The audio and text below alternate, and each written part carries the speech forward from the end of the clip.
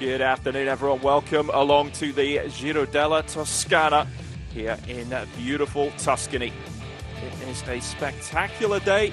We've got with race 191.5 kilometers starting in Pontedera. The riders headed south through this stunning part of the world and are making their way back up north. We're currently on the second lap with the big climb, which we'll come to a little bit. We're just enjoying some pictures of Pontedera, this town, around about 30,000 people at the moment, and it's they generally come out and support these races, and we get a nice glimpse of the scenery in this part of the world. It is truly spectacular, and we can see some of the riders' presentation taking place earlier on today. 18 teams in the race, and some big news that broke a couple of days ago that a certain Slovenian rider making his return to the peloton over the next couple of days. Tadej Pogačar enjoying a relaxing break, and now back to racing for the Italian Classics coming up over the next month or so. I'm Ian Findlay, alongside me Brian Smith, and Brian, great to have you along as we're seeing some of the riders making their way out to the start a little bit earlier on. It's a pretty nice day, going up to around about 27, 28 degrees. It's ideal for racing in this part of the world. Yeah, perfect conditions. Bit of a hill to go up on this circuit of just over 50 kilometres, but this is the Italian teams are really motivated in this part of the world. Every year, we have some good racing, and expect some good racing today. This race has been a little bit different throughout the years. It even went up to 360 kilometres. But traditionally it comes down to kind of punchy riders. They can go over the climb and sprint a little bit at the end. So, yeah, it's been an interesting race so far. So hopefully when we go to the live action, we'll have plenty to talk about. Yeah, looking forward to seeing the riders out on the climb there, Monte Serra. They've already been over it once. It's a pretty tough climb as well, averaging out about 7.1%. It sneaks up to 11% as well, as we see Ineos Grenadiers there. And they'll be hoping to go very well today. Ethan Hayter coming across from Canada. I believe he was out in the couple of races over there, the World Tour races. So quick trip across the pond. Good to see Guillaume Martin racing. Brian, what do you reckon of Martin's chances in this Cofidis squad today? Well, I think you just mentioned it there. There's quite a few riders coming over from Canada, and I used to think it was better going over there than coming back. So I think a wee bit of jet lag might be kind of kicking in. But this is the kind of first one of kind of many. Carapaz is here, the Ecuadorian champion, but I really do think that there are a few people that will ride well today, but it depends on how they've kind of pulled up after we'd Tour of Britain as well, with a few riders that have ridden that. A few riders have been quiet, of course, one of them being the Pogačar, not racing after the World Championship. So he's had a break, he wanted a rest, so let's see what form he's in. Yeah, looking forward to seeing him go today. There he is, just signing a few autographs. Relaxed, like he's been on the beach. I'm sure he's been doing some riding at home in Slovenia as well, a beautiful part of the world. And Gal Glivar from the UAE Team Emirates making his debut actually for the team today. Young Slovenian rider that's got a lot of people talking. So it'll be interesting to see how he goes in this one as well. But the man a lot of people weren't necessarily expecting to see today. But great to have him in the race, and it's brought a little bit more attention on the race as well. Louis Mentis is back in the field as well after pretty bad injury at the Tour. Fractures his collarbone. He had surgery on that pretty quickly in Berlin. So good to see a few riders back, and there'll be a few riders here, Brian, that are just trying to ride themselves back into a little bit of form. But we'll get a look now at the route here. It's the race has been going for a few hours already.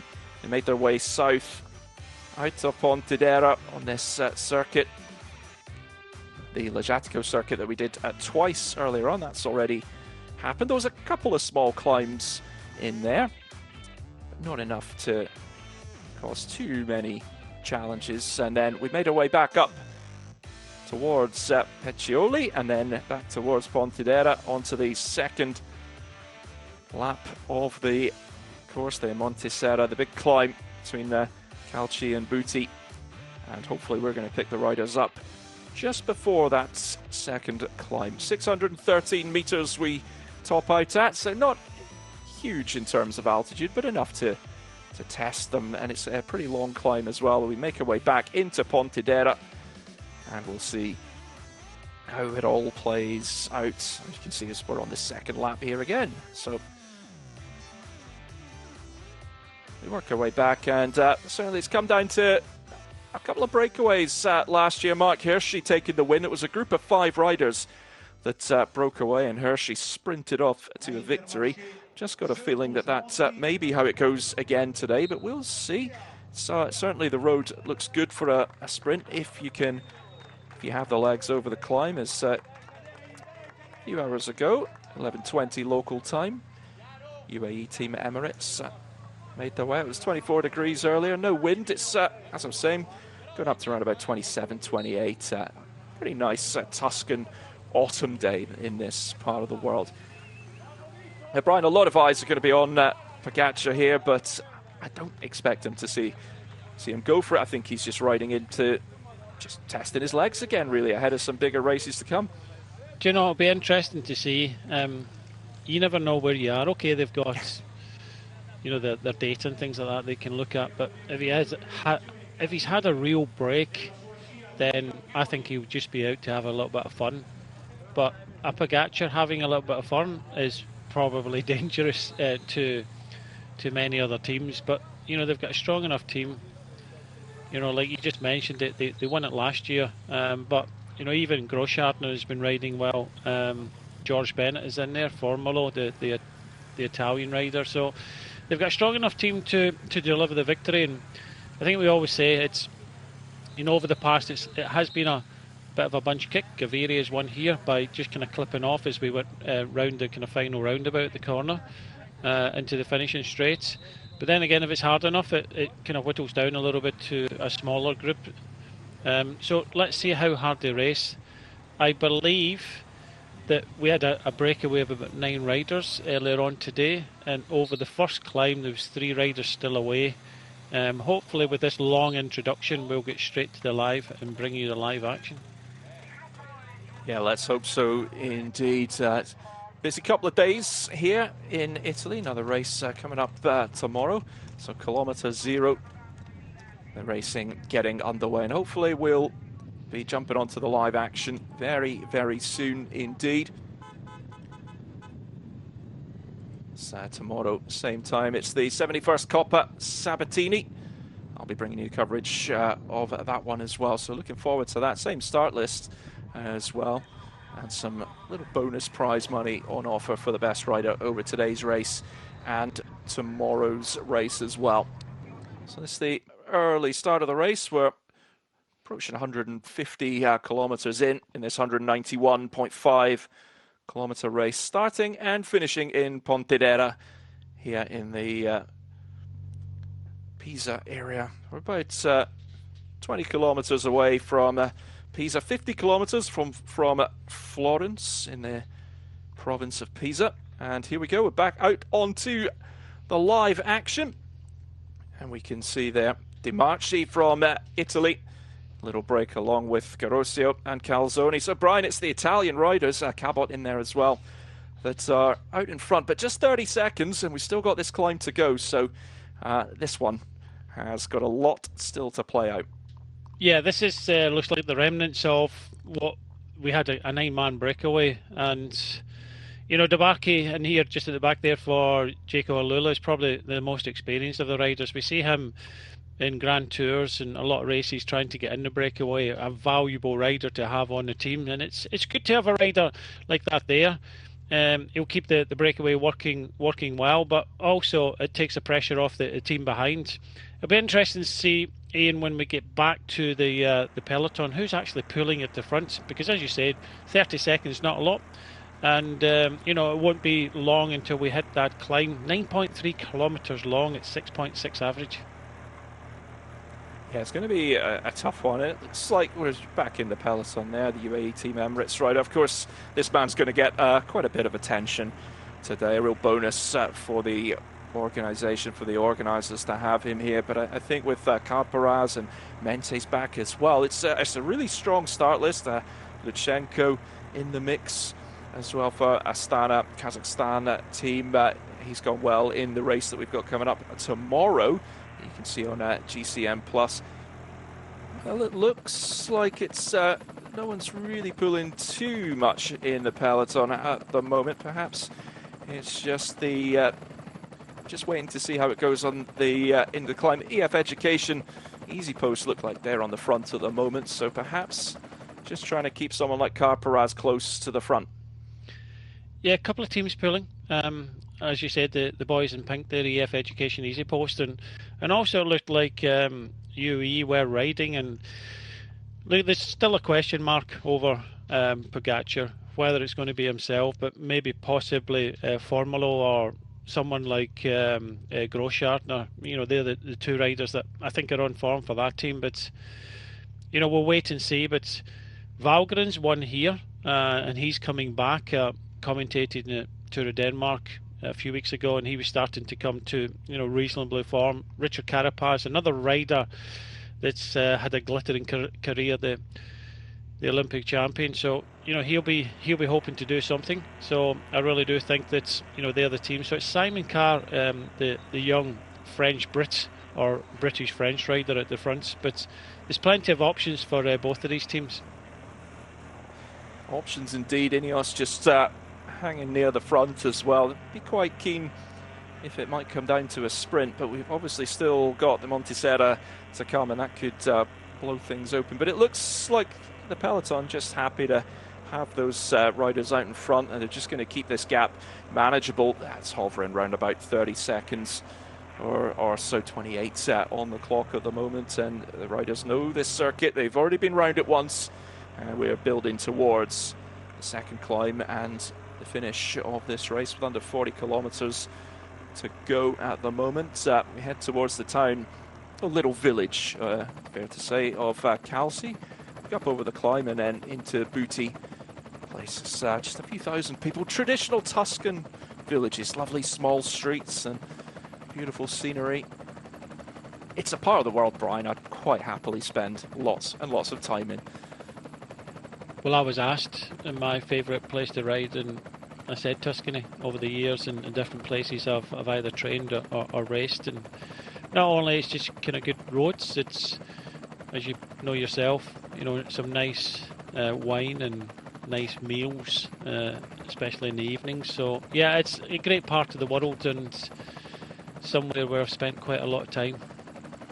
I was lucky enough to be in Siena back in July for a different event, and it's whetted the appetite to head to Strada Bianchi at some point, and it's absolutely just a beautiful town. A certain commentator that we know well gave us a good pizza recommendation there. So, well, they could see the landscapes here. We can just enjoy this. Great the helicopter shots, and you see this all over the part of the world as the race is still building towards the second climb. Gaps just come down to about 20 seconds. So, yeah, spot on, Brian. I think the teams are starting to just push this. Still, EF Education on the front, but yeah, UAE Team Emirates in there. We talked a little bit about Grossschartner. He is an exceptional climber, having won the European Climbing Championships earlier this year, and it'll be interesting to see if how they play at UAE Team Emirates. But there's a lot of other riders in there that are going to be up for this one. We haven't talked about any of the US Cadel riders. We know that that is a team full of climbers in there. Michael Leonard, a Canadian from Ineos Grenadiers, might be looking at this one as well. So it's hard to pick out who is going to be leading and going for it for the team. But we've still got these four riders out in front. But this gap's come down in just the last couple of minutes, down to 15 seconds. Yeah, what they're doing is, as they often do with this climb coming up, they want to get good position. So, you know, we get a lot of kind of colour blocking.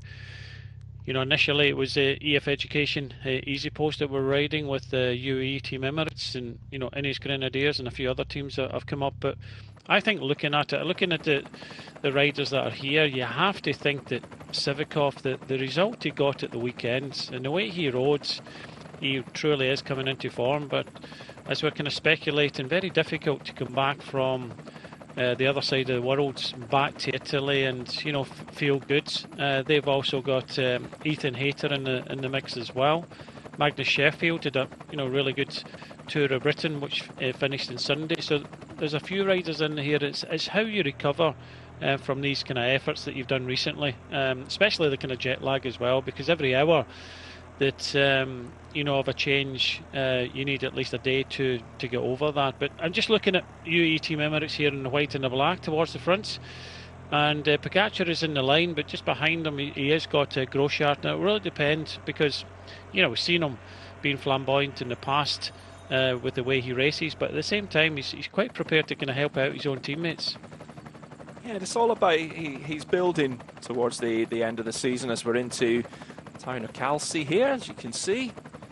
Another traditional Tuscan town. It's all building towards the end of the season, getting the races into the legs, and with obviously the World Championships happening a lot earlier in the year as well, it's perhaps put a bit more focus, Brian, on some of these races. Not that they really need much more focus as well, but there's often at this time of the season we're still be roundabout now when the World Championships would probably be happening, maybe a week or so earlier or later, and it keeps a focus up throughout the year. But with those Worlds earlier, now it's there's a few riders looking to salvage seasons, salvage contracts and things. So I think we're going to see over the next month or so some really blistering racing.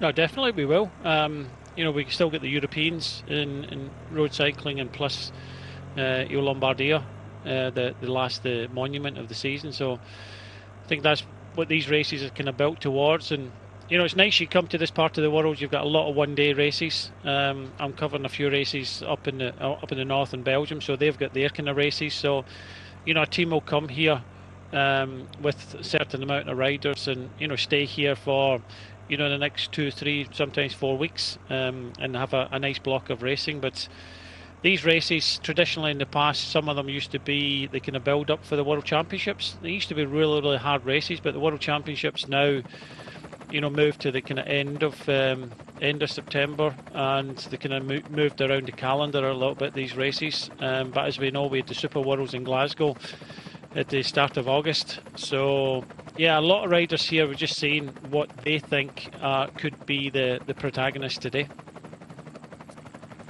Well, there's Groschardt, Carperaz there. That's some of the favourites, but as we know in this game, who knows what is going to happen. We're starting to hit towards the climb, Testa della Corsa, the front of the course. Practicing my Italian. It's not a language I'm particularly strong on at the moment, but I'm going to learn, and we'll work our way through the town and then start to head up onto the slopes of the Monte Serra. Starting to stretch out just a little bit there at the front, so looks like the peloton riding pretty hard at the moment, Brian. Yeah, I can see the gaps happening at the back. You can see the faces of the riders at the front, and they're really riding into this climb with a bit of zest. And it's 9.3 kilometres. Normally, when you ride into a climb like that, you ride it a little bit steadier. It's more about positioning, but they are really riding into this climb with a little bit of pace, and it's, I think, under the power of Davide Formolo, the Italian rider riding for UAE Team Emirates. Well, there's the data on the climb. 7.9, average is 6.9%, 7%. It does go up to over 11% in a couple of bursts, so it's certainly one that is a real tester, and the speed that they've come in at and the effort. It's UAE Team Emirates that are now really controlling this one. They've got such a quality squad that they've brought here, and we've got, as we get, Brian, at these Europe Tour races, UCI Europe Tour races, a real mix. We've got the World Tour teams with some obviously out-and-out superstars, but then some of the smaller teams, continental teams in here as well. Obviously, this stage of the season, they're fighting for sponsorship, and so there's just so much to play for, and I wonder if we'll see some of the smaller teams pushing it and trying to get some airtime, perhaps. Well, at this pace is going to be hard. It's going to be tough, yeah. Yeah, because we know that World Tour races and a lot of these riders ride them week in, week out, and the different kettle of fish. They're somewhat harder than the other races that many of the kind of smaller teams ride. So, and the speed that Formula is doing here is, when we thought if there was any riders here that think they can get over this climb, have something left in the sprints, they've got another thing coming, because it looks as if UAE Team Emirates want to split this up considerably. They don't want to kind of wait around. It does look as if Pogacar is riding well so far. Grosschartner's just kind of drifting a little bit. Carapaz is there. Sivakov is there. A few riders kind of caught out of position. They're starting to move up a little bit more now, but some of these small teams, these are big races for them. If they can get any result whatsoever from them, it's absolutely brilliant. But when you get a team like this kind of ripping up this climb, it's going to be very, very difficult to compete. See just on the back of the group, Jesus Pena from the Colombian from Jaco Alula, trying to stay in touch. He's on the back of the EF Education Easy Post Rider Cepeda there, but UAE Team Emirates, as you say, they've split it, and they've split it pretty quickly as well. Now it's thinned out, and this is similar to what happened last year. We ended up with that 5-man breakaway sprinting for the line that Hershey took. So UAE Team Emirates know how to win this race. It's been some big winners over the past few years: Moscon, Visconti, Gaviria, Valgren, and Hershey, as we've been saying. So a small elite group coming at the front of the climb, and a couple of those riders we were just talking about not able to stay in touch. It is some pace that UAE Emirates are setting at the front right now. Yeah, not a lot you can do, and they've got 4 riders in that front group. Yeah. I tell you what, I mentioned him before, Michael Valgren of EF Education Easy Post in the pink. He's not a climber. He can get over climbs and he can sprint very well, as he's already won this race in the past. He's hanging on to the coattails of the UAE Team Emirates teams. A couple of riders here, one from Q36.5 and from Iola Cometa, trying to kind of hang in there, but they're being distanced as well, and that's Fortunato. And Fortunato, a very, very good climber, and just behind him for Q36 is Brambilla, and he's latter year. So this is really breaking down this front of this race to a very small group of about 7 riders.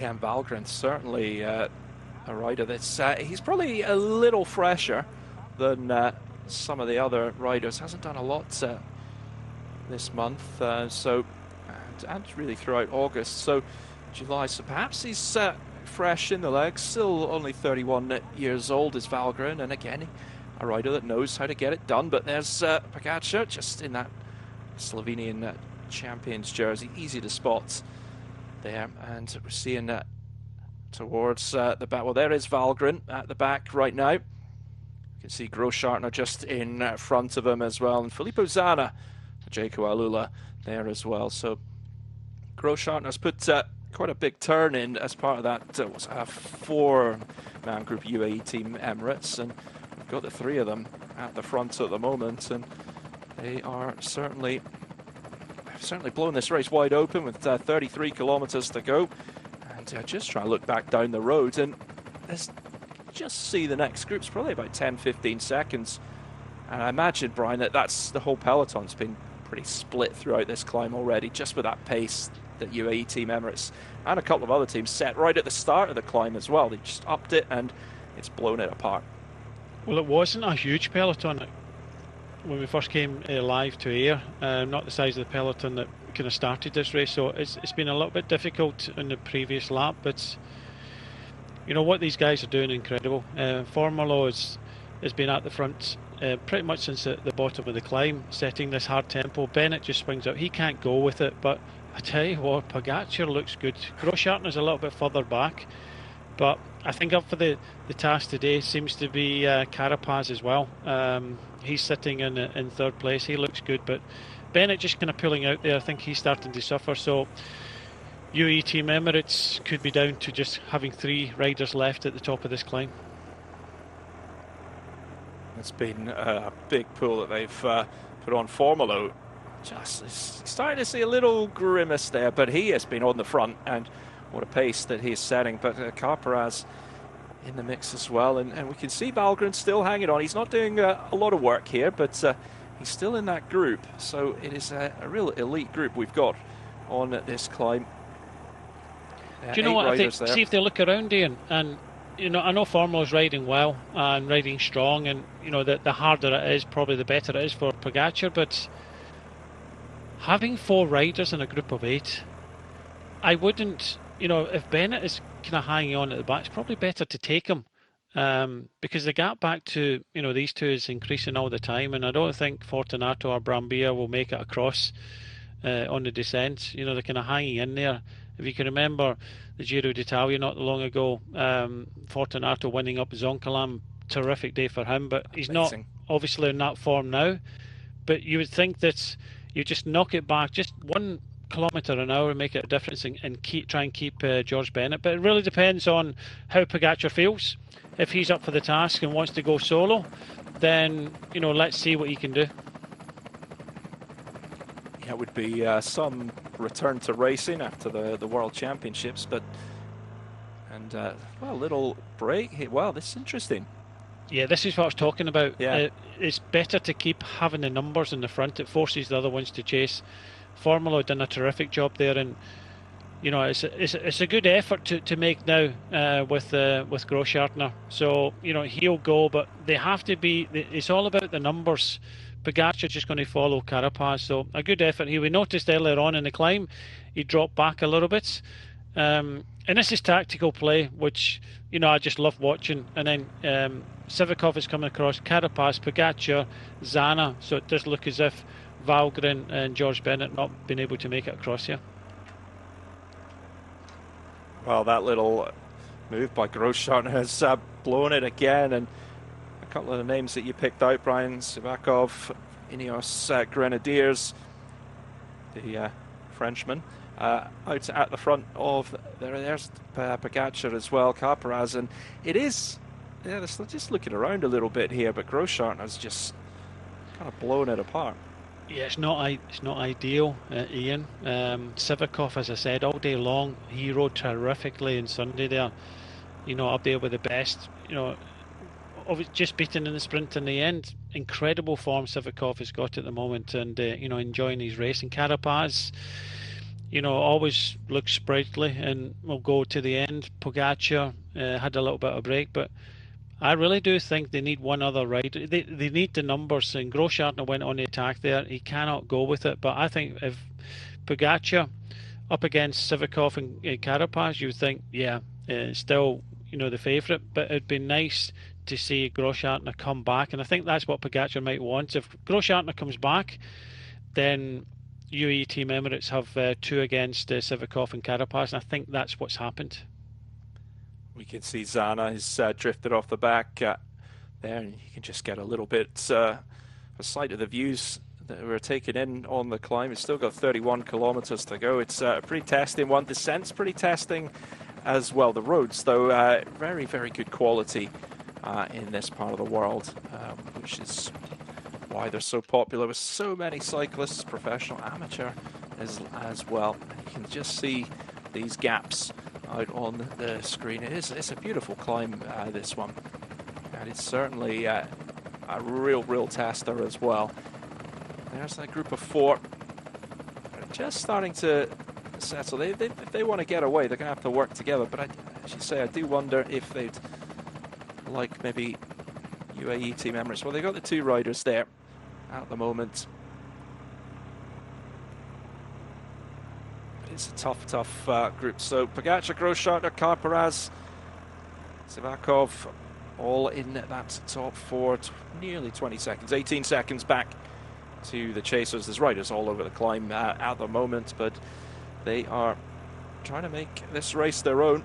And it's set up very nicely for Pogačar. Clearly, I mean, rider his quality, he's not going to lose much over summer, but it's only been a month or so he's had off, really. And there's Zana just a little further back, not able to keep the pace. I was hoping to see a little bit more of Balmer from Jaco Alula. Done a lot on the Mountain Bike World Cup Tour this year, has the Swiss rider, but focusing on the road, as I understand it, for the next few weeks, few months. Zana out on his own, and it's not really where you want to be in a climb like this, just sort of isolated on your own. He's looking behind because there's a group not that far away, maybe another kind of 20, 30 seconds behind, but he's close enough to see these riders, and he's holding 18 seconds. Difficult thing to do when you initially get dropped, but Groschartner doing a tempo in the front, then he's kind of doing the same speed. He's hoping that possibly, well, he's in two minds, but he's looking back whether you wait for reinforcements and you get together on the descent from the top of the climb. This 27.5 kilometres go to the finish. So if these riders start looking at each other, then there's a possibility of coming back. It does look as if he's about to be joined. So it's that kind of question you have to make at these moments. Do you continue on riding in the red, or do you kind of wait up? And it looks as if he's waited up. But unfortunately, he's waited up for a rider that's already got two riders in front, and that's Formolo. I really do think that, looking at the tactics here, Ian, I know there's a bit to go to the top of the climb, but if I was UAE Team Emirates, I wouldn't want to just kind of drag Sivakov and Carapaz up this climb. I'd make them work for it, and that's what I thought they were trying to do with Groschartner attacking. They were forcing the hands of Sivakov and Carapaz, but I don't know if you noticed, as soon as Groschartner came back, Sivakov went and accelerated and put him in a little bit of difficulty. So by doing this, you're helping the others. But then again, if Pogačar is on good form, then he can take off at any time. But I really do think there's potentially UAE Team Emirates could use the numbers here. Well, it would make sense, wouldn't I? I wonder, still a little bit of the climb to go. Are we going to see any more testing moves? Maybe Groschartner goes, but it's still quite a long way into back into Pontedera, so it's possible that you could have a big effort made and then not be able to get through to the finish, hold it to the finish. So it's far enough out that we could still see one or two riders come back if they're able to just keep up the pace on the climb. There's the next group. It's Ineos Grenadier rider Sivakov at the front with Pogačar, and it is, we've lost Groschartner from this group now. See, this is what I was saying a moment ago, Ian. Riding at the front tempo is just helping Sivakov and Carapaz as well. They're not putting their nose in the wind. Now you've got a situation of Sivakov clearly on form. Pogačar's just going to follow. Carapaz is just drifting a little bit. But did you see the size of the group behind? There was a lot of riders, maybe about 16 riders behind. And if they can come 50 seconds, if they can come over the top of the climb, get down the other side, and there's enough numbers to work, then they can bring it all back together. But I think this is a man that's shown he's got the form at moments and wants to try and win the race. Unfortunately, he didn't on Sunday. He was beaten by a slightly quicker rider, and when he looks back, he's not got much of a sprint, Sivakov. So what he's trying to do now is just test everybody, and even Pogačar, just test him, because if he comes to the finish with any of these riders, then I think it's going to be very difficult for him to win. Well, we see Carapaz here. He'd lost contact with Sivakov and Pogačar, but he's been fighting really hard to get back in touch. It's a good recovery here, just to get back almost on Pogačar's wheel. And you see Sivakov just looking over his shoulder through these hairpins that we have, making our way. Pogačar's gone. Up. Yeah, that's what he was hoping for. And I think Carapaz, you just saw the kilometre to go, and he wanted to just get up to these riders before the top of the climb. But Sivakov using the form that he's got, pushing on. This is what he was thinking about. Now Pogačar has to think about this, because UAE Team Emirates had the numbers. You've got Groschartner just behind. I know he has to be there, but I just don't understand why Groschartner would just sit in front. It was clearly helping Sivakov and Carapaz, and Pogačar, it's just gone pop in the last few hundred metres of this climb. And he's losing the wheel of Carparaz as well here as we're approaching the top of the climb. Can still see Sivakov out in front, but yeah, it's interesting. Tactically, it hasn't really worked out here. I did think, like yourself, that UAE Team Emirates perhaps really could have tested Sivakov and Carparaz a little more, but it hasn't worked out. But as you can see, we've got 28.5 kilometers to go in this race. Still a little bit of climbing on this one. And as you said, Brian, there's that big group behind him with the descent and the run-in to Pontedera. They could bring it back. 400 meters to go on the climb for Sivakov, and now he's really got to dig deep. He's not going to have a lot of an advantage over the top. And that's the trouble. That's the trouble, because Pogacar will come down here like a bat out of hell, and Carapaz as well. Both very, very good descenders, and this is why Sivakov has to get as much advantage as possible, because I do believe in this descent Carapaz and Pogacar can come back. But it just goes to show you that Pogacar not quite back where he would like to be. He's just kind of back his first race back. So, but he's got Grossschartner just behind, and I don't think he can wait for Grossschartner, his teammates. I think he has to limit the losses here and try and come back to these two in the descent.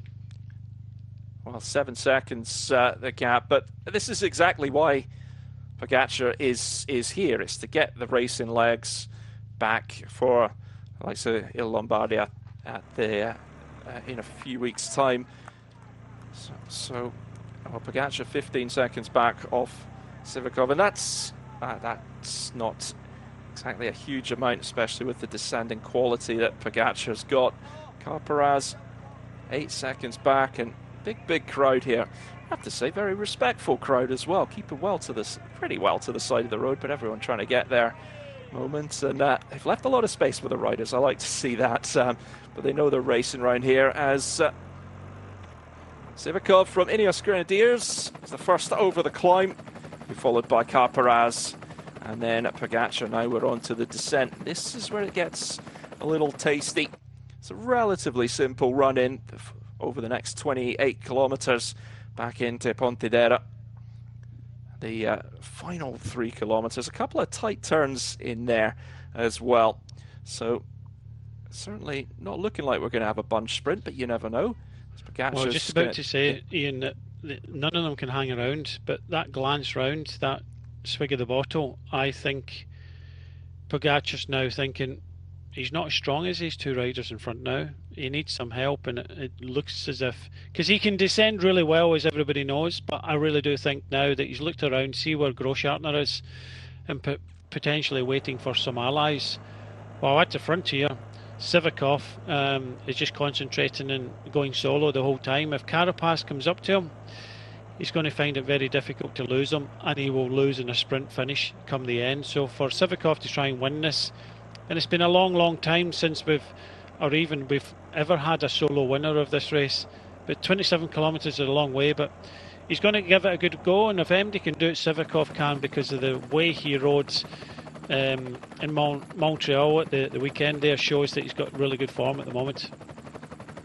Well, Carparaz 11 seconds back at the time check.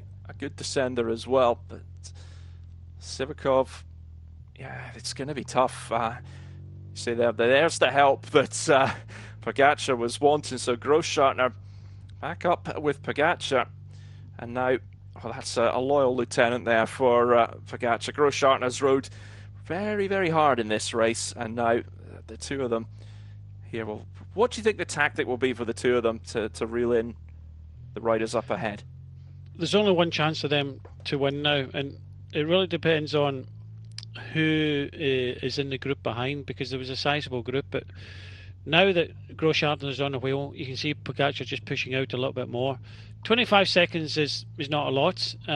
It's clear that Sivakov is on a good day, but two riders over the next kind of 25 kilometres, it's a little bit easier. Sivakov has got no help whatsoever. Carapaz is on his own. You would think that if Carapaz come up here, then 2 against 2, they're going to stay away. But the problem is Sivakov has not got a great sprint. So the only way he can win is if he comes alone.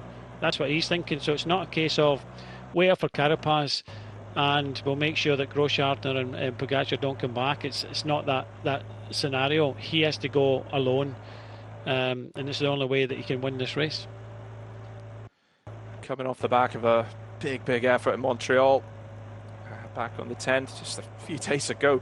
So, and then that flight, it's how much has he really got left? He's clearly in great form, as you say.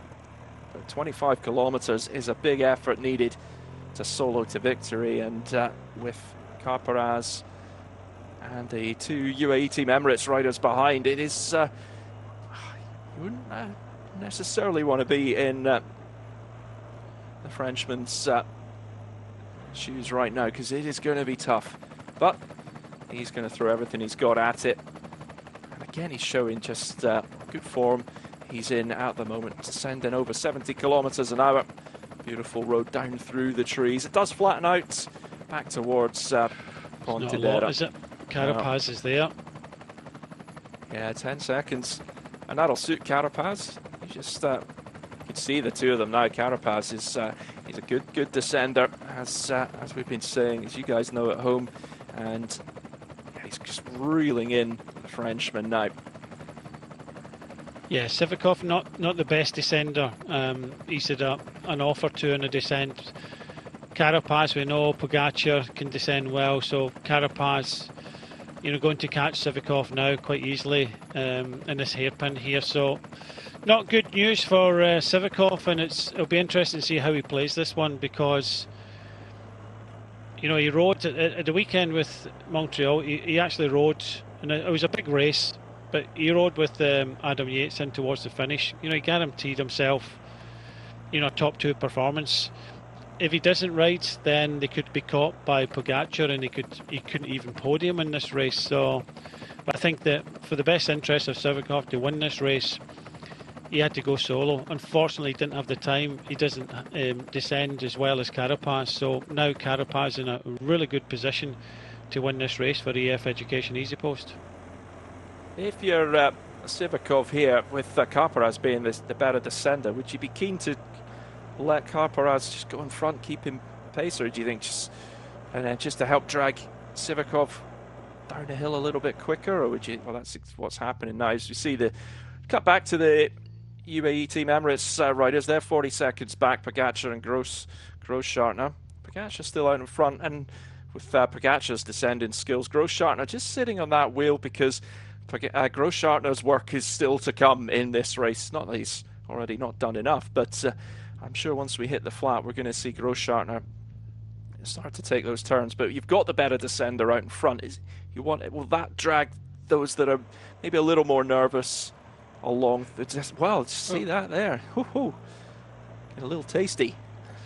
Yeah, just as you know, just kind of snatching at it a little bit. It just goes to show you the effort that he's putting in. They know that they can't kind of hang around. If you noted that Carapaz, when he passed Sivakov there, it was just a head nod, come on and ride. You got to remember these guys were teammates, recently, and will know each other inside out. But Sivakov, I think, we've been maybe a little bit disappointed that Carapaz easily rode up to him in that descent there. Of course, he's still got a chance of winning the race, but he'll just allow Carapaz to go down this tricky descent, just trying to kind of stay with him. But it's a choice you have to make, ride or just sit on Carapaz because he's the better sprinter, but then you risk not even getting on the podium of Pogacar and Grossschartner. So it'll be an interesting duel in towards the finish between the two kind of tandems of riders.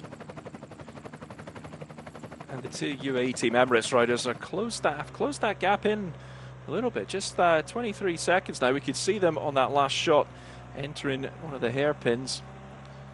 It's 21.2 to go in this one. It's set up. Who's your favourite? Who are you picking? Wherever you're watching, it's great to have your company on at GCN Plus for this one. We know you've had a choice of races today, but thank you for sticking with this one. See, there's such a tricky descent. There's these tight hairpins you get in this part of the world. The roads certainly further up the hill can be pretty narrow. Bit of street furniture around. There's the odd car as well, so it's not an easy descent. But once we hit the towns, it does open up a little bit here, and Sivakov just not trying to ride away, I would say, from Carapaz, but he's if he's going to do it, he's going to have to do it on his own. He's not going to want to drag Carapaz to the line here.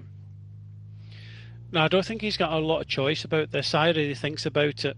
If he rides with Carapaz, they come to the line. It's quite flat in the running. Okay, there's a couple of there's one kind of small climb, but I really do think that UAE Team Emirates duo here will come across. Sivakov can't hold anything back. Near will Carapaz. If they want to try and win the race, they have to stop these riders from coming back, because Pogacar got dropped in the climb just over the top, but he has got a very good finish come the end. So I think this race is not over. And the other thing it would be interesting to find out, I don't think we will, because the limited motorbikes we've got, is the chase group behind, because it was strong in numbers, to see what they're doing, because in the last 20 kilometres they could be bringing back maybe 40, 50 seconds if they're riding behind, but we've had no glimpse of them so far. No, we've not seen them there. We're about 50 seconds back with still, I think, about a kilometre of climbing to go. So we haven't seen them yet. But now these roads open up, and it is a big, big push. Carapaz on the front at the moment, Sivakov on his wheel. But these two are going to have to work together. Just 20 seconds back are the two UAE Team Emirates riders who we know are going to work together. They're putting everything into getting back in touch with these two leaders. It looks like, Brian, that they are, as you say, they were former teammates. They know each other pretty well. They will, if two riders are going to work together, these two are probably going to do it. I don't think Sivakov has got a choice. He dropped everybody in the climb. He was trying to go solo, but unfortunately he was caught. He knows that Carapaz is a better finisher. But then again, you've got a choice. What do you want to do? Guarantee a top two, or if you get caught by the two behind, then you might not even get top three with the riders that are there. You might squeeze in there depending on how Groschartner feels. Looking a little bit further back there, Formolo and Zana, we don't know where they are. UAE Team Emirates definitely had the numbers, but it all imploded a little bit towards the top of the climb. Tactics questionable. But the thing for me is there was a strong group not too far behind these guys. They haven't caught up in the descent. But I do think that by the looks of one, I think if it was 40, 50 seconds in, I thought there's a chance. But I don't think 107, I don't think the group will come back now. And this is even to Formula and Zana. So the group behind must be maybe 120. And I think that's a little bit too far, because it is a fast run in towards the finish. But Sivakov, great form at the moment and looking good for the end of the season.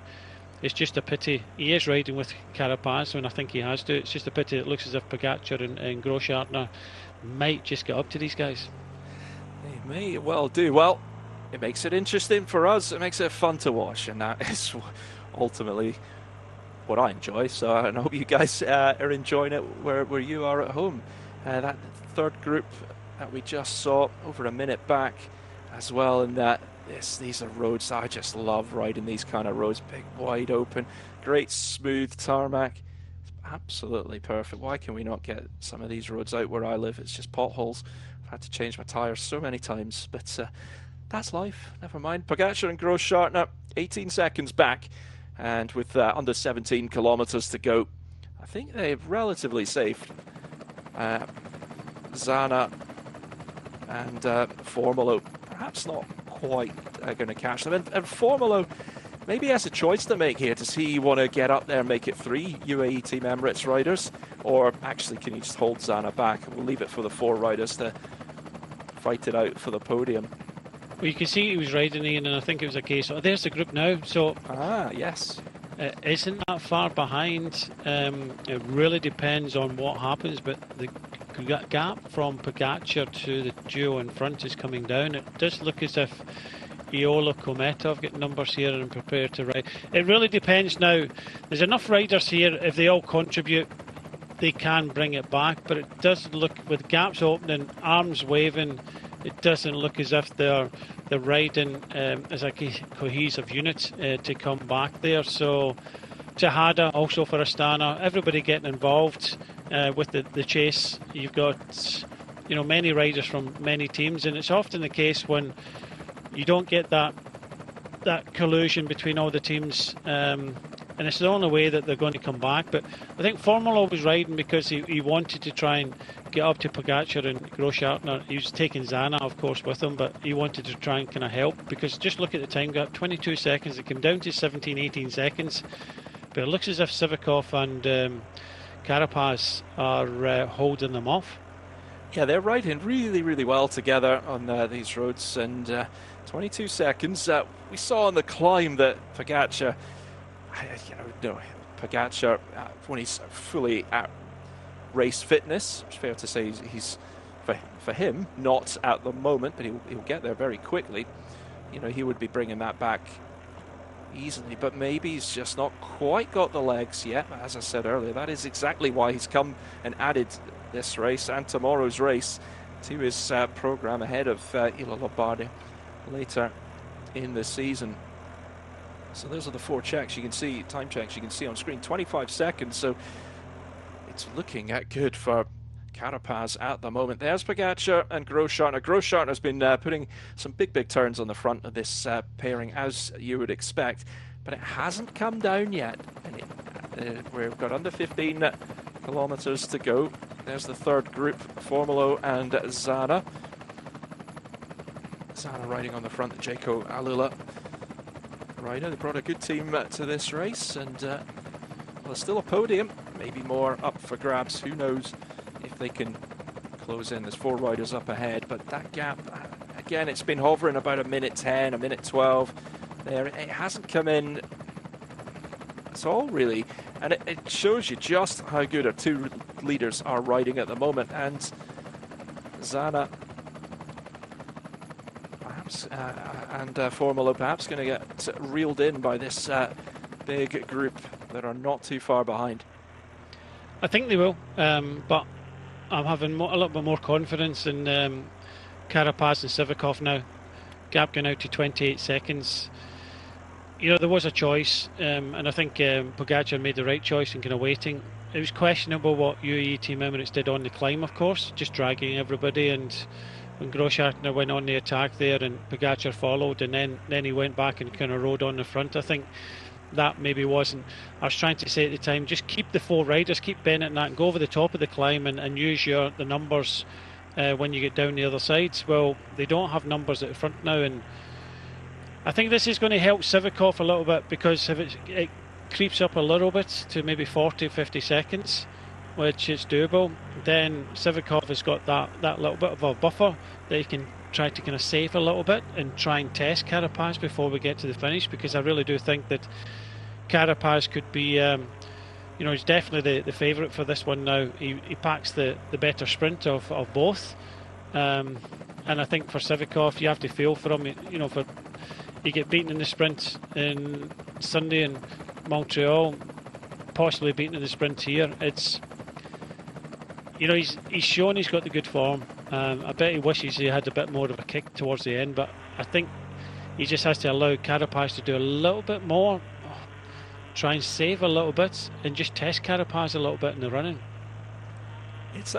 Excuse me. It's about the only option he's got now. It's looking like Pogacar and Grosschartner are not going to reach these 2. There's still 12.5 kilometers to go, and just as you were saying there, Brian, we're seeing Sivakov just sitting on the wheel here, letting Carapaz do as much work, and that's probably going to be a feature of this run-in. It's the only option he really has.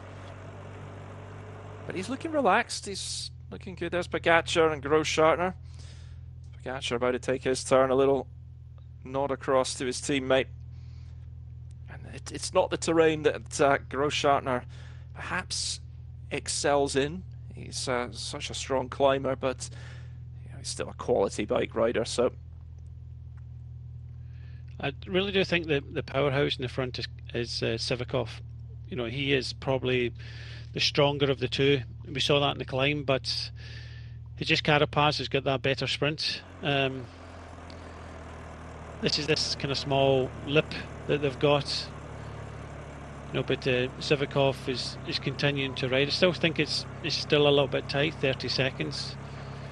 But I think he has to allow Carapaz to do a little bit more on the front and try and save something. He's on really, really good form.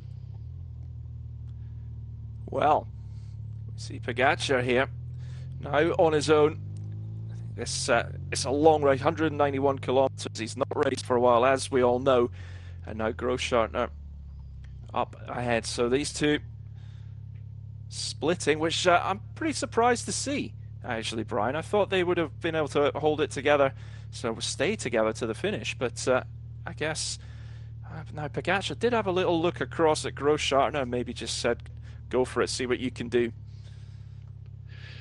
Well, I think it's just a moment of, weakness for Pogačar. That I still stand by that UAE Team Emirates did the wrong tactics on that climb. This does mean that Sivakov has got a bit of breathing space now, that he can afford to allow Carapaz to do a little bit more. I don't think Grossschartner on his own is going to make that difference, but I think Pogačar, he tried as hard as he could. He knew that he was struggling a little bit today. They came back in the descent, but unfortunately we got on the flat at 17-18 seconds. It's just been, a little bit of a step too far, and I really do think that Pogačar is on his way back to the peloton behind. Yeah, he's just absolutely gone. Up. Yeah, can't get a drink. He won't allow. He's asking for a drink from the commissaire there, and they're not allowed. Not allowed to feed inside the last 20 kilometres, or until unless it's been designated 10 kilometres ago. But it just looks as if 20 kilometres ago, not allowed. He wanted a drink, looked round to commissaire. Commissaire said no, and the cars just had to go and leave him. So I think he's probably felt confident today. That's why the team came up to the front. But he's just gone pop. Simple as that. And just needing that little bit of a drink. Well, these two are racing on, and Grossschartner is trying to hold on to that kind of final third podium place. But let's see what Sivakov has got left. There's no way he's just going to ride into the finish. I think he has to test out Carapaz. Yeah, I think so as well. I think he's got to put the pressure on Carapaz and just maybe dig a little, see what Carapaz has got. But he's got to do it early. Grossschartner is in no man's land at the moment, in third place, and the group just under a minute, the big group a minute behind Grossschartner. There is Pogačar here. His day is done, but he may have got what he wanted out of this one. We'll see how things are looking tomorrow for him. They did look good earlier. I agree with your tactic. The only way that I think they really had a chance was to have 4 riders coming into this section and just put the hammer down on the rest of the peloton, but it didn't work out that way. It's easily said, but once you're out on the climb, things are playing out as they do. But there's our 2 leaders, and they've been leading for much of the last 25 kilometers or so. Carapaz coming through to take another turn on the front, and that is just what Sivakov needs. And Carapaz, perhaps a bit more expressive rider. Just you'll see a bit more in the face from him. Sivakov just keeps his cards relatively close to his chest. Not a rider that you can read easily in terms of the facial expressions. So Grossschartner there. Well, he's still got 2 bottles. I wonder if he's keeping them for himself. Obviously well ahead of Pogačar, but maybe there'll be someone in the peloton that will lend Pogačar a bottle once he gets back there. But Grossschartner now, difficult one for him to try and hold on, but the gap still reasonably in his favour of about a minute with 8.8 to go. Yeah, he should be able to. I think that's the goal. Pogačar, slowly but surely, he'll be collected by the peloton behind. I think he's just kind of half waiting. Like you say, no bottles on his bike, couldn't get a bottle off his team car, and he's got Formolo and Bennett, I think, just behind anyway. But, that kind of flamboyant riding he normally has, that kind of confident riding, it kind of backfired a little bit on that climb, and tactical wise they got it completely wrong. But Sivakov now has to kind of think about how he can win this race. Of course, Carapaz has played well. He couldn't really kind of go with Sivakov, but he came back in the descent. But on these roads, it's always very difficult to shake off someone, because all Carapaz, in his mind, he just has to stay with Sivakov. He stays with him, comes to the finish, he's the better sprinter. But Sivakov, on the other hand, has to play this a little bit more different, and try and have an opportunity to put Carapaz under pressure, and flat run in on a road like this. Where can you do it? It's difficult. The only thing you can do is sit on for longer. When Carapaz flicks the elbow, just say no, you're the better sprinter. But then when you do that, Carapaz knows that he's preparing himself to attack, and all Carapaz has to do is just jump directly onto the wheel. It's of course the first race for Carapaz since the Tour, so we don't know just how much he's got in the end. So he's not been racing, maybe hasn't quite got the racing legs. So, and obviously Sivakov is going to know that. So if ever there was a day to really test Carapaz, today could be that day. So, and Sivakov is not going to want another second place. So yeah, it's Carapaz. Not a lot you can do. No, not a lot indeed. There's some people have made a career out of finishing second. Even this year, you have to think of Derek G of Israel Premier Tech, and the amount of seconds that he got. That was fun back in the Giro, wasn't it? So, well, Carapaz abandoning the Tour after the first stage. Not exactly the season he wants, but a win here would certainly reignite it. He had an okay Dauphiné as well before that. So this is a return from injury for Carapaz, but a few other riders returning to injury as well. Louis Mentis as well. We've not actually seen him on that screen today, but he's in there as far as I believe. 6.4 to go. Nobody's catching these two, of course, and it is all about what Sivakov can do to try and shake off Carapaz. Or is Carapaz, the Ecuadorian, is he fresh? Is he ready to out-sprint his former teammate, Richard Carapaz? So Pogacar now with Formolo and Zanuck. So he's got a little bit of help now, but I think the main action is there. He's just going to ask for Formolo for a drink now. Yeah, and he gets one. Good to have teammates. Good to have teammates at hand. Let's not go too west of Scotland, Brian, because I know we've got two of us here, and thankfully you can understand our accents. But if we commentate together anymore, I worry that we would drift into something that might not be understandable for our viewers around the Posh Paisley. I don't know what Posh East Bride is like. But enough about that. 5.5 to go. Carapaz and Sivakov there at the front, and we're working back towards the town of Pontedera. That's where we started. It is where we will finish in this race. It's a real difficult one for Carapaz. Sivakov now, with Carapaz being such a good finisher now, and clearly, really motivated to win this race today. If you're Sivakov now, the Frenchman, at what point do you go for a little dig? We've still got under 5 to go. Perfect. This little climb would launch, have been, yeah. Just a test. Just a little tester, and just see, all right, what have you got? You haven't raced for a while. We know that Sivakov has got the racing in the legs. He's got the form. He knows this race could be his, and that may have been the opportunity, or it may come a little later in this one. But running out of time, and the closer we get to the line, I think we're both on the same page with this one. The stronger it's going to be. It's looking for Carapaz. Yeah, he'll just jump on everything. It's Sivakov. He's ridden well today.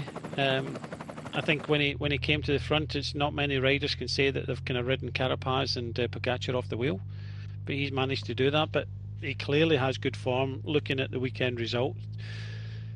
But I'd be really surprised if he didn't try something in the running. Whether Ineos Grenadiers and Sivakov are happy just to put it down to the sprint in the end and and take second. You know, nothing's guaranteed, but you have to think Carapaz is just that little bit quicker in the end. Well, under 4 to go, and it's Sivakov doing the work on the front of this pairing. Sivakov was first over the Monte Serra, the second time of asking. Carapaz joined him on the descent. Did think that perhaps Gross-Schartner and Pogačar were going to make this a group of 4 leading the race, but it hasn't played out that way. And now it's between these two for the win here in the Giro della Toscana. I think it has slowed down a little bit at the front now. Sivakov looks a little bit more relaxed. The gap to Gross-Schartner, 33 seconds. You've got to remember it went over 40 seconds, and I think they've relaxed a little bit more at the front, just thinking about the last kind of 3 kilometres. But if Sivakov is thinking something, he's leaving it really, really late. It's not the most tricky of run-ins as well, so there's not too many opportunities where you can spring a surprise. The last 3 kilometres, you've got a long straight, a left-hander, 2 left-handers, and then quite a long right-hander onto the sprint for the line. So there's not many opportunities if you're going to do anything. And you see Sivakov, there's just another little kick up out of this bridge here. It's back in Pontedera. But Carapaz on his wheel, quite happy for Sivakov to do the work. Maybe he just doesn't have, there was a big effort on the climb, maybe he's not got anything. Just going to see how this one shakes out once we get down to the line, and maybe hope that Carapaz hasn't quite got the sprint in his legs, having not raced much this season. There's the view of the town. Famous scooter manufacturer based in this part of the world. We're in the Arno Valley. A couple of rivers meet here, the Era River and the Arno River. 20 kilometers away from Pisa. Now with 2 to go, Sivakov on the front here. 30 seconds back, 32 back to Gross-Schartner, who looks like he's going to hang on for 3rd place. It's time for Carapaz to take another turn. You see, it's just a little grimace, but I'm not reading too much into that one with Carapaz. It's how he always kind of rides. So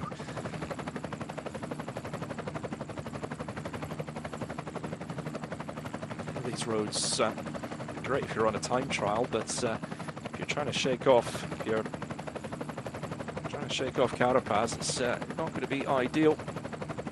Traffic stop on the bridge and actually go back under the bridge here, which is quite handy. You might see the big group across the bridge. So round this left-hander.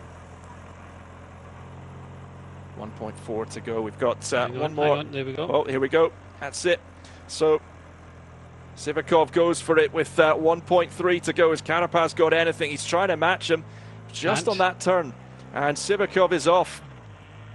Oh, he left it late. I just seen him. I thought it might have been just laying off, but I just thought laying off because it was a roundabout. You know, he isn't kind of great descender, but just laid off. He left it until the last ramp to do it. Really, must have been really confident, but I did believe that he'd eased off a little bit because Gross-Schartner he wasn't losing. In fact, he was gaining. So that's all he needed, just one little ramp, and he just waited to the last one to do it, and it looks as if he's going to take this one. Well, tactically it has worked out well. Carapaz is still going, trying it, perhaps in vain, through this longer right-hand turn. 700 meters or so to go for Pavel Sivakov, second in Montreal just a few days ago, and now looking like he's going to ride away to victory. But Carapaz still charging, and Sivakov's not got much left. Now you can see the grimace on his face. Can he hold on? We're on the final sprint for home, and Pavel Sivakov, Ineos Grenadier, trying to get to that line. He looks over his shoulder. He's going to do it. Sivakov tactically gets it absolutely spot on in the final kilometre and a half. Carapaz comes across the line in second, and Brian, we were getting a little worried for Sivakov, but he got it absolutely spot on. No, I'm pleased, really pleased for him. You left it late. You left it to the last one. Sometimes what you might want to do is just kind of test out, because sometimes if you leave it late and it doesn't come off, you really don't know what Carapaz had left in the legs. But it was perfect in the end. You know, there was questions over the tactics of UE Team Emirates. They do get third with Groschartner here. But, you know, I'm really, really pleased for Sivakov taking that one. He deserved it. He was the strongest rider in the race. He took with him quite a good finisher in Carapaz, but I was just thinking big wide roads, and when he backed off in that roundabout, I thought, right, it's just because of the roundabout he's backed off, and then he went, and you could see straight away that was it, and that's why I said it, that was it, because Carapaz just didn't have that punch left in the legs. Next group coming across the line, this battle for fourth place. It's a couple of the UAE Team Emirates riders in there, Formolo, Pogacar and Zana there, and now Pogacar's found a little bit more on this final sprint for the line. Hopefully we see them cross the line. Well, there, Pogacar. He got a drink. Yeah, that's what he needed. And he holds off Zana, finishes in fourth, so there'll be some good lessons learned today for Pogacar, and it's after a nice break over the summer.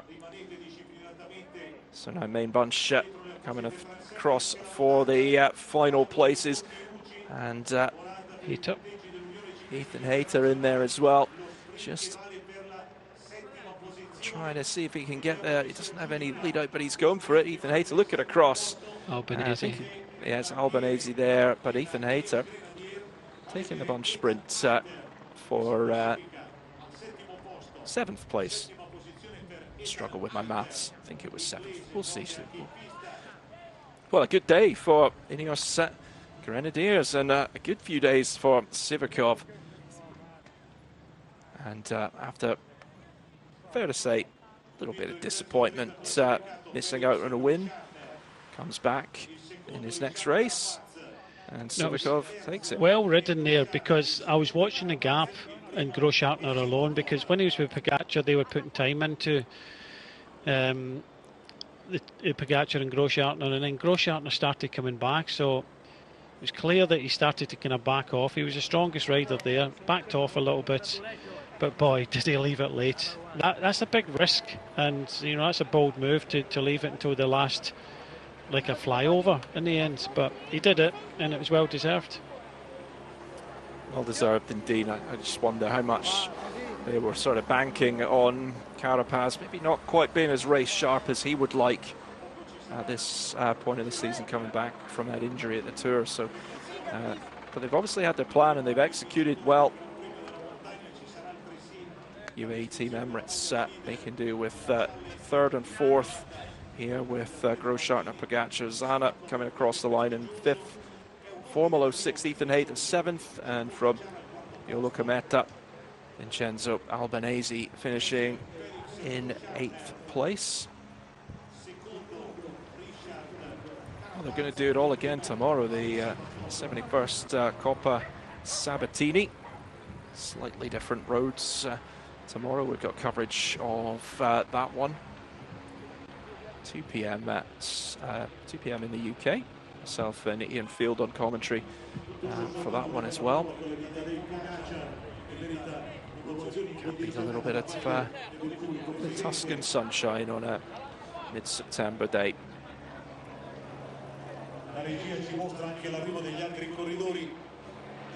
UAE Team Emirates, I think they did try, they controlled things onto the Monte Sierra.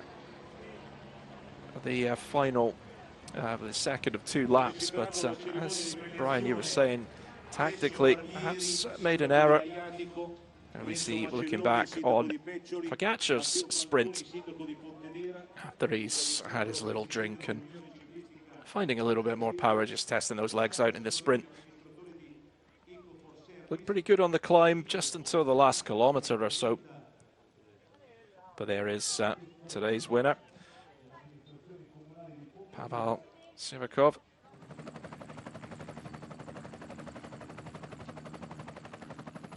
How's your Italian, Brian? No, not very good. Not very good. But look, it's easy to kind of sit here and know what kind of happened. I don't think they kind of expected Pogacar to get dropped. Maybe they didn't know how good Sivakov was. They kind of lost it over the last kind of 2 kilometres of that climb. And you could see that Bennett, when he pulled out, and I said it at the time, probably better just ease off, just take a kilometre off, and then they would have had more numbers come the end. And then when Groschartner went and Sivakov went over the top, they should have known straight away that, you know, just kind of follow and don't kind of aid. But yet, what happened was Groschartner came back and went straight to the front and rode for Pogacar. They never saw what, you know, we were looking at or learned the lesson there, because Sivakov brought Groschartner back, rode past, then get back up and just went straight to the front. Well, he should have just sat in the wheel, and they might have played the tactical game, but it's clear that, and I like it when races play out like this, that, you know, it's a hard enough climb to split the race to pieces, but you have to say the strongest man won the race. You, a win that you look for a long time, no? Yeah, I've been looking for a win for a long time. You know, last year I won Burgos, but I didn't raise the hands. It was just like, I mean, it was GC, but yeah, I'm really happy to win now. What do you think about your race when you understand that you can win? I mean, in the climb, I was the strongest. I was first over the top. So, yeah, when I was with Ricci, I knew he's faster than me in the downhill, so the chances were like he would come back. And also with two, it was a long valley, so it was better to be with him.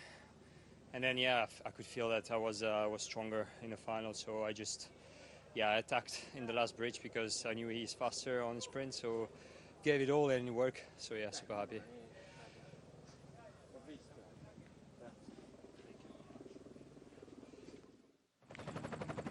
Well, I don't have any sound for that interview.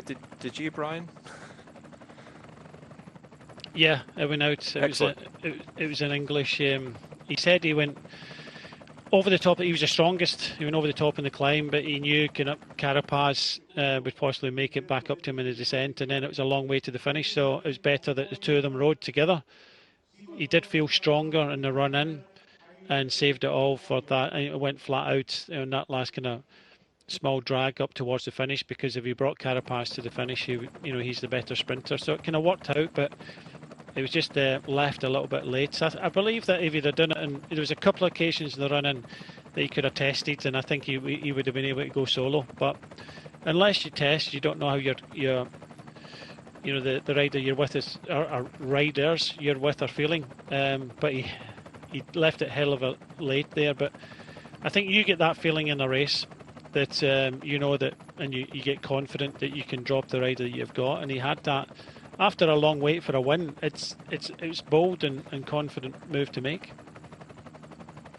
Bold and confident, good way to describe it. He's been fairly consistent this season, and obviously coming off the back of second in Montreal behind Adam Yates, but now nothing better than getting on the top step of the podium. We're going to have a little look back at some of the action that happened earlier today, about 20 minutes ago.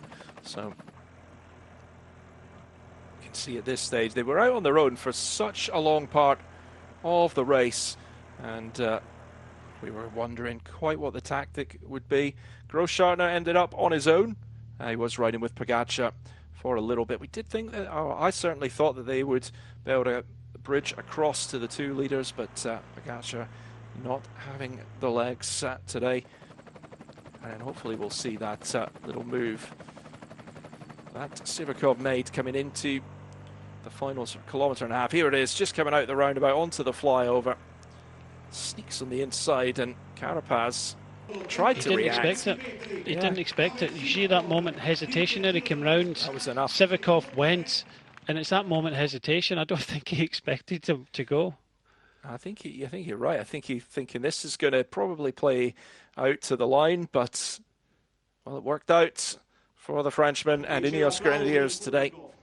As Pavel Sivakov, you see him here. He looks over his shoulder. and now realizes he can sit up, and he's got it. And that's a big release of emotion. Big effort today for him. Nice reception from the crowd as well. Certainly be a rider that could go well tomorrow as well in the Coppa Sabatini. Puts himself in a good position to take that little combined title that we have between the two races. 1,500 euros on offer. Excuse me for that. There's the top 10. As we've seen, just 4 seconds in the end. 45 back to Großschartner.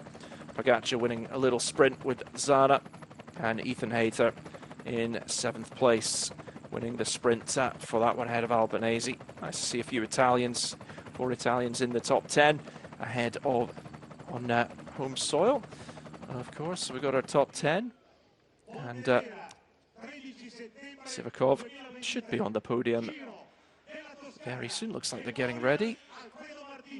Carapaz there as well. And as I don't have any sound, I apologise if I talk over anything that happens here, so do my best. Good day for Großschartner as well, on the podium, finishing in 3rd place. Was second in the Deutschland Tour back in August. 3rd in the Breton Classic back at the start of this month. Großschartner, 29 years old, from Austria. 8 race wins, exceptional climber. So is this man as well. 30-year-old from Ecuador, Richard Carapaz. Disappointment at the Tour de France for him. And this his first race back since that day in July where it all went a little bit wrong.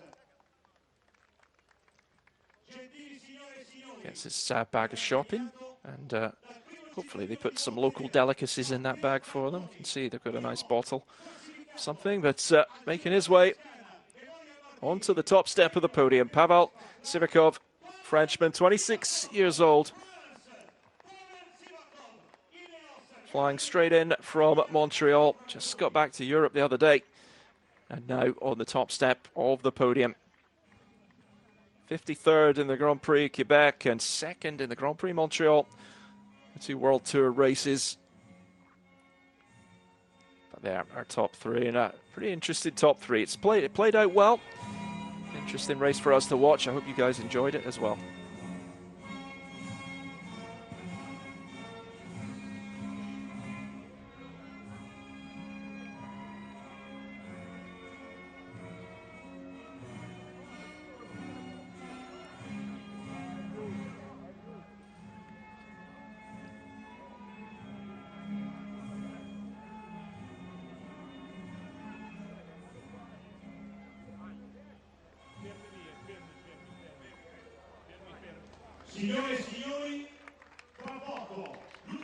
My apologies if I spoke over the start of the French national anthem there. I'm having 1 or 2 sound issues. It's a nice moment there for Sivakov. And Brian, in this situation, I think it's pretty much the same start list for tomorrow.